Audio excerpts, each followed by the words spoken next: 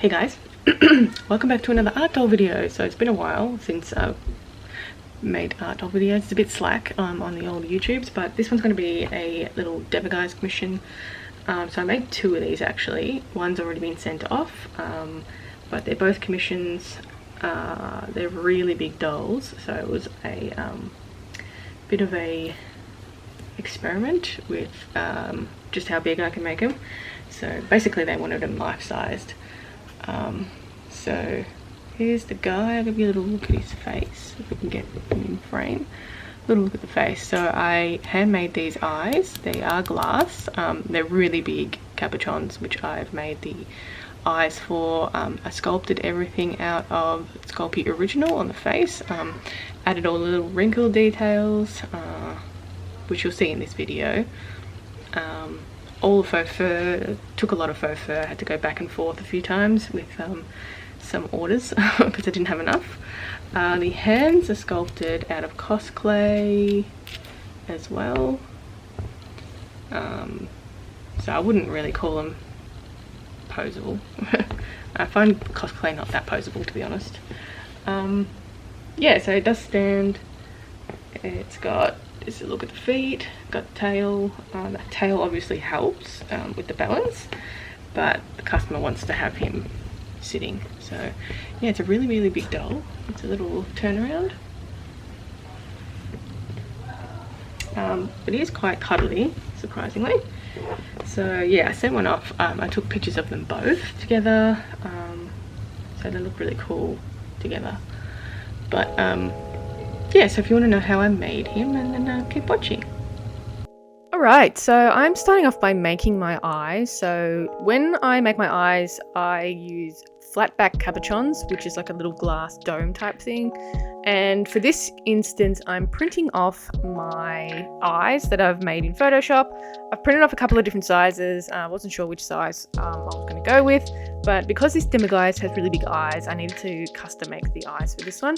So yeah, I made these up in Photoshop and printed them off on some photo paper, and now I can just prepare the eyes and start gluing them together. So I'm using just Elmer's clear glue for this one. It's nothing too fancy, you can find Elmer's glue anywhere.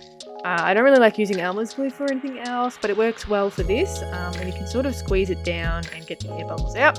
So basically I apply a liberal layer of the glue on my capuchon or on paper, whatever way, it doesn't matter. And basically just squash it down, leave it to dry overnight, and it should be good as gold.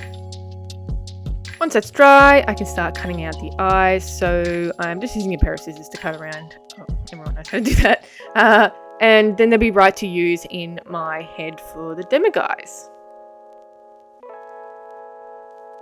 Okay, so for this one, it's a little bit different than the rest of my dolls. The process is basically the same, but the materials that I'm using are a little bit different. So for the head, I'm doing kind of like a face plate rather than sculpting the whole head to begin with. The rest of the head I'm going to sort of sculpt using the fur, if that makes sense. So I'm basically just making the face plate for this one, and then I'm going to blend it in with the fur. So because the Demiguise has like a beigey coloured skin tone on the face, I'm using Super Sculpey for this one. So this is like the harder Sculpey. I don't really like working with it. It's okay. You can make it pretty malleable. I usually use a pasta roller to sort of condition it to make it pliable. And I'm using a aluminium foil core, which I'm just doing the faceplate on. I'm not doing the whole back of it, so you don't need to waste too much polymer clay doing the back of it, because I'm going to be covering it with faux fur anyway, so it doesn't need. I just need the faceplate. So basically, I cover this front section with a layer of the Super Sculpey. And then I can start adding the details, all the finer work. And it's going to have some wrinkling too, so stay tuned. I can show you how I do my wrinkling.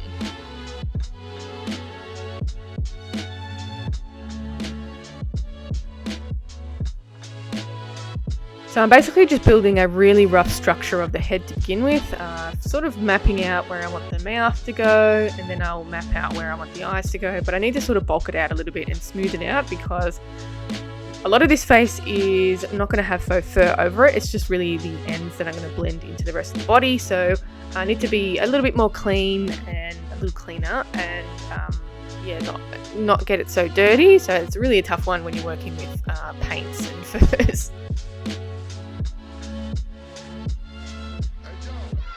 So now I can map out where I want the eyes to sit. For this one in particular, because the face is really flat, I don't need to make a eye socket for this one. So I'm just basically going to lay the capuchons on top and then build up the eyelid on this. So I don't need to create the eye socket. So it's a little bit different from all the other ones that I normally sculpt, but it works well. There's such big eyes as well, so you can sort of get it to sit on the face right.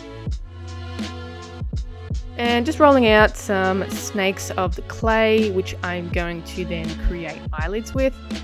So I'm going to play around with the eyelids a little bit just to get the right gaze. I did do 2 of these art dolls, so I had the second commissioner wanted a little bit of a different look than the first one. So I had a little play around with just the way I sculpted the eyes and sort of made them a little bit more surprised look, or I don't know how to describe it. Like a dead look in its eyes.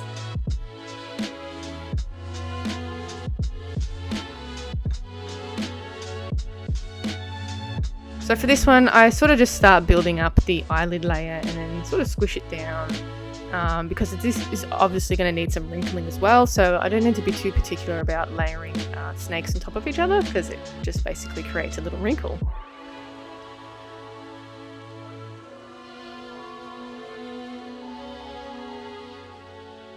So same deal with the other eye, just making sure the positioning is correct and it's all symmetrical.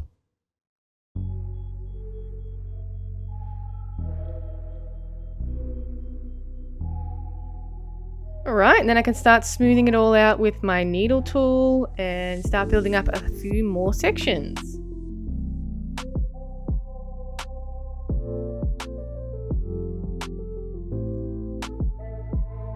Alright, so I'm going to start building up the mouth area. So the mouth is an interesting one. It sort of has a little bit of a frowny face, but it pulls back towards the corners of the mouth. So I just rolled out a piece of clay that looks roughly like a mouth and then cut it out. And then I can start adding the detailing to those initial cuts to create the lips. And obviously it would have wrinkling on it. So just going to place it on and just make sure it's sitting right and blend it in before I start adding all those little details.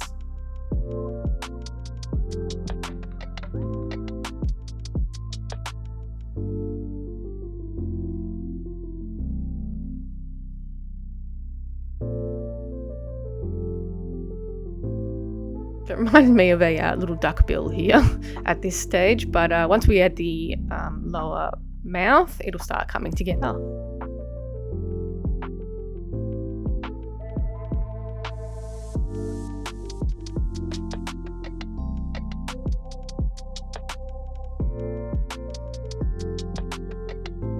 So then I can start building up the corners of the mouth. I need to bulk that out a little bit because it is too thick, and then I end up sort of subtracting some clay from that lower part of the jaw because it's too pronounced and their faces aren't that pronounced.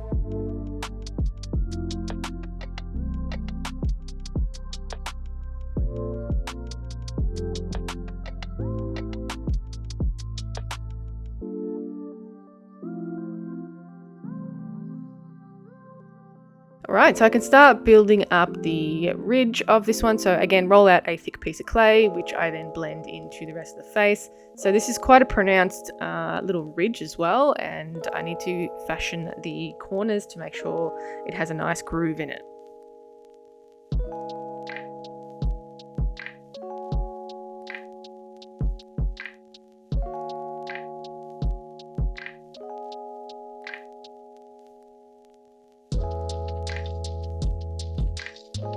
And just blending it in with my little paddle tool. I'm starting to add little detailing bits here and there. So I've made a little mark in between that ridge just to sort of map out where I want the details to start to go. So I start adding little bits of details now.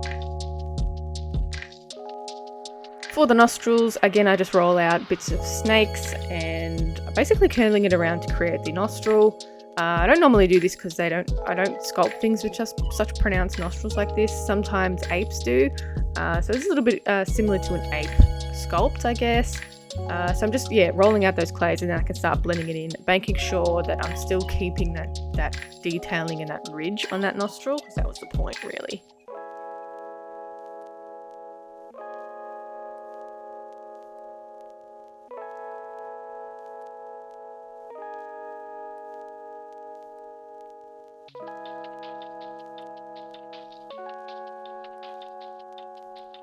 And I can start blending it in with my needle tool, again, making sure that I am keeping that detail work. I'm going to go in with my little ball tool as well and sort of just blend in that nostril and sort of give it more of a flare.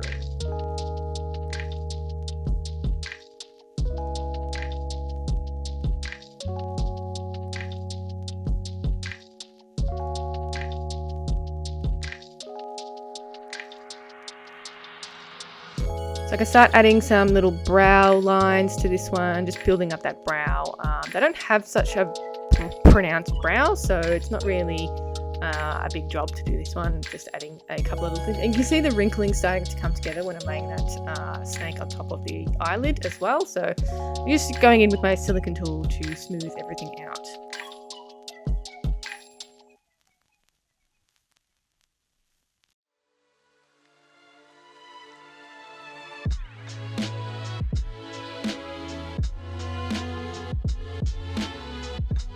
So now I can start doing little finer details, like building finer areas up. So I wasn't really happy with the way the corner was looking, so I just added a little bit in the corner to create that little tear duct, which is a little bit more pronounced as well. So now I can start doing some finer details now that I've got the structure there.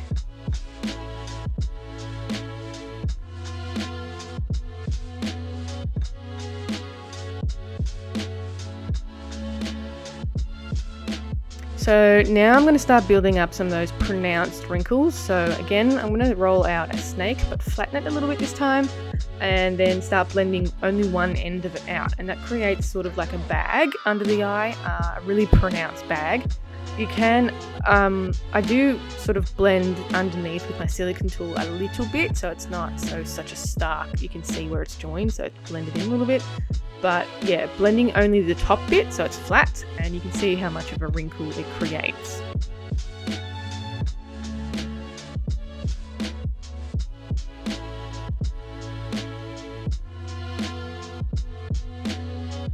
And again, laying that snake down and just blending that top part of the snake into the rest of the head.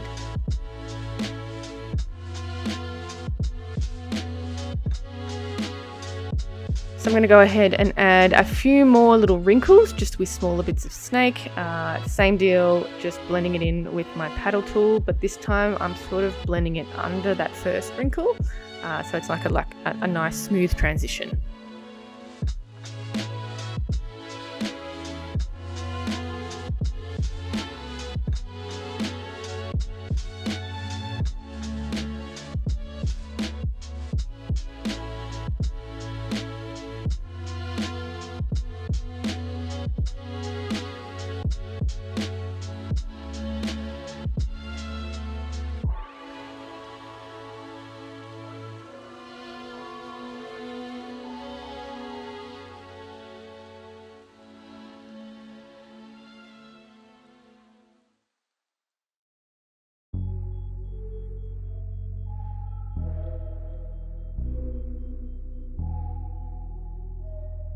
And I want a few of those wrinkles down the side of the mouth as well. So if you look at the reference image, there's a couple of wrinkles down the side.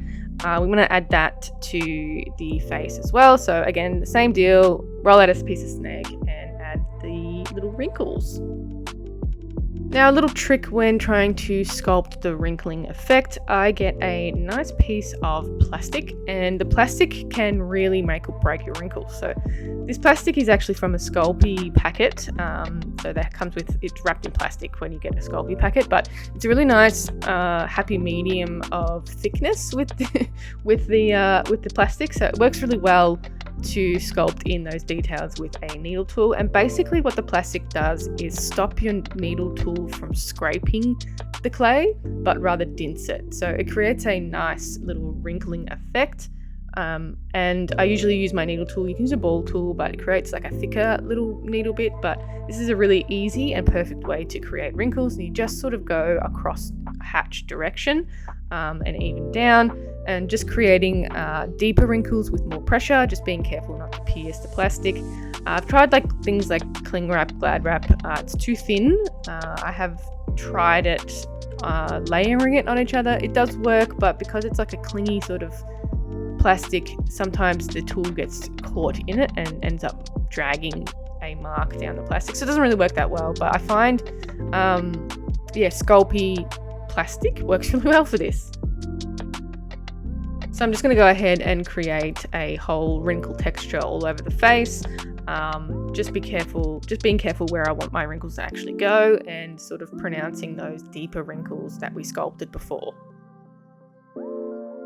Alright, so the hands are a little bit more tricky. They're actually a lot of work to do. So for the hands and feet, I basically create a structure of wire, like an armature, which has to be done if you're doing fingers and hands like this. It needs to have a support in the middle of it. So I'm creating hands and feet out of just some floral wire. It's nothing special, which I basically fashion into a hand shape or a foot shape. I've got reference images to make sure they are the right size. And I'll be using cosplay for this one. So I'll talk about cosplay in a little bit when I start sculpting. But basically I use my little needle nose pliers and sort of twist the wire around on itself to create the hands and feet. And then I fill in that middle part with some aluminium foil, just so and it sort of bulks it out a little bit as well. And I ended up adding a little bit of aluminium foil bulking onto the hands as well, like the fingers, just to bulk out that the shape of them. Okay, so cosplay. I don't really like working with cosplay. It's a great medium. I like what it does, but it's not my favorite thing to sculpt with. I find it quite. I think it's the texture that I'm not a fan of. It's quite sticky and plasticky, I guess. Whereas I like really soft clay. So that's just my preference, is all. But because these hands are quite thin and can be a little bit fragile, I want to use something a bit more sturdy than super sculpey for this one. So I'm using a beige, I think it's warm beige in a soft cosplay. And I have run it through a pasta roller so it is pliable. And then I basically just wrap the whole entire hand in the cosplay and then start sculpting the details. So in this one, I didn't use the aluminium foil on the fingertips, but as I started sculpting, I sort of thought this needs to be bulked out a little bit, so I ended up adding a little bit more aluminium foil to the fingers, which made it so much easier to sculpt and so much less product as well. So it made it less heavy and sort of made it more finger-like, I guess. Faster to sculpt, I should say. Alright, so once everything's been sculpted, it took me so long to sculpt these hands as well. So I don't like sculpting hands for some reason, but they're just so big and there's just a lot of little details and work that that's involved.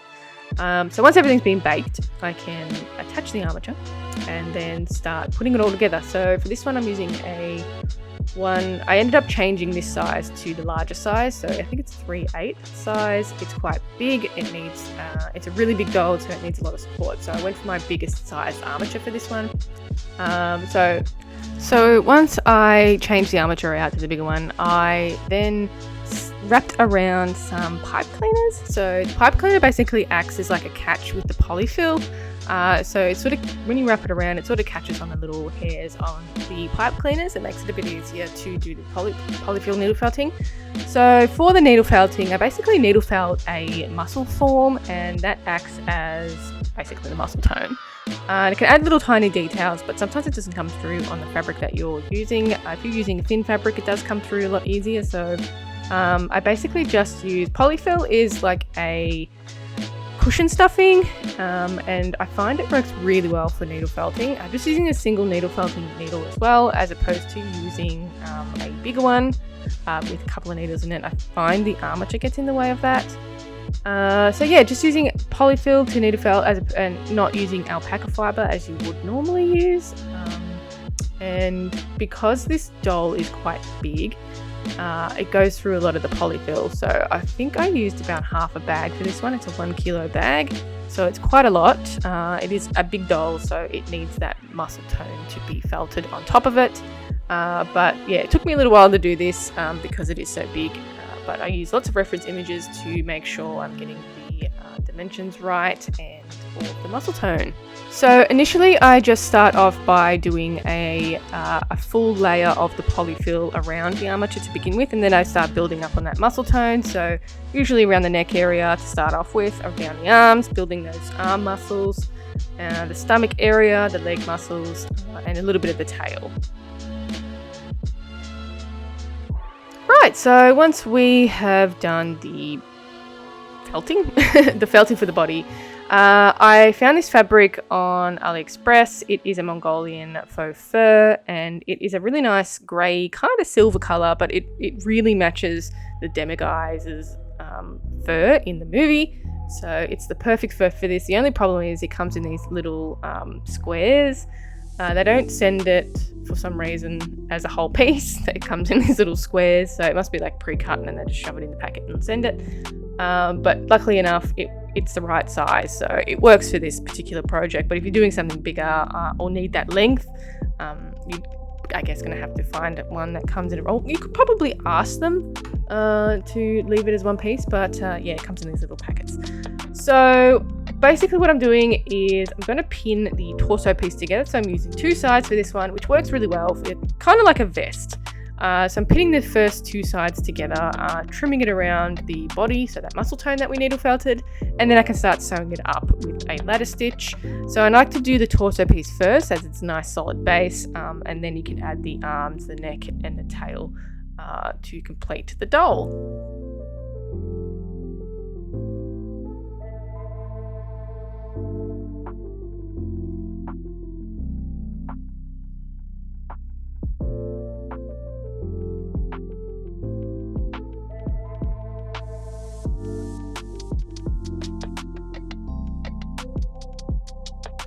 Alright, so now I can start sewing that torso piece up. So I've pinned everything together, gave it a good old trim, especially around the legs to get that good arch.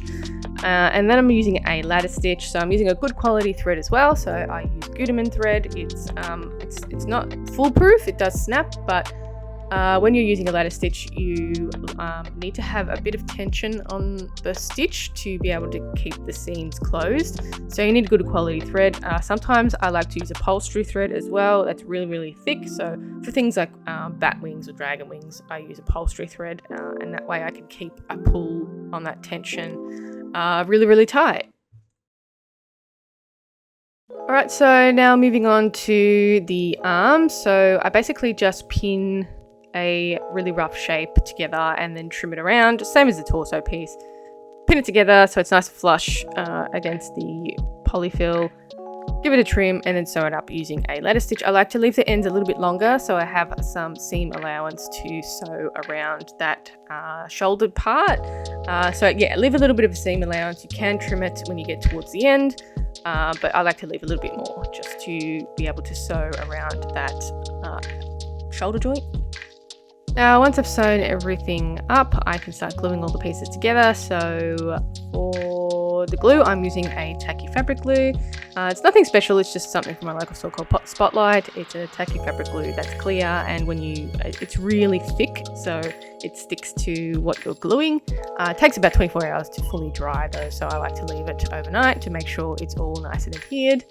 And then the final step is basically just adding, obviously I do the tail here, so I've got to sew the tail on for this one. I just noticed that, and yeah, it has like a little short tail, which I'll be adding some polyfill in manually, not around the actual armature itself. So the tail is a little bit tricky to get on if you're sewing it, so I like to just fill the pocket with the polyfill, not needle felt it. And again, just gluing the headpiece to the fabric. So this sculpt was a little bit different. I basically sculpted a faceplate and then created the rest of the head using the fabric and some polyfill just to create that back of the skull. So I'm gluing together with my tacky fabric glue, and then I'm going to add a little bit of faux fur around the head and a little bit on the hands as well. Not too much, because the skin actually shows through, so it doesn't need much hair put on it, which is great. I don't normally do sculptures that you can see the actual sculpting, so it was kind of nice to do a little bit of skin texture and use the Super Sculpey, the beige colour, as the skin tone, and just create all these little wrinkles and stuff. So so this piece is finished. It was a commission piece, so it's not for sale. I've done 2 of these. I've got another one on the go, but this new one is going to have some LEDs in the eyes that turn on a blue color, so it lights up the eyes. Hopefully we can get it done and it looks great. So I'm halfway through making that doll as we speak. But if you're interested in the commission, send me a message at courageousinhat.com. I have heaps of dolls. Heaps of dolls in my shop that you can check out. Payment plans are available for all of my pieces, so if you're interested in the payment plan, just let me know. I am going to have the medieval cats go up very soon as well, so they should be available in the next couple of days, depending on when this video comes up. I don't know. Anyway, don't forget to like, subscribe, all that stuff. I do have a Patreon, which I'm trying to add a few more things to. All the links are in my bio, so don't forget to like and all that stuff. Thanks for watching, and I'll catch you in the next one. Bye!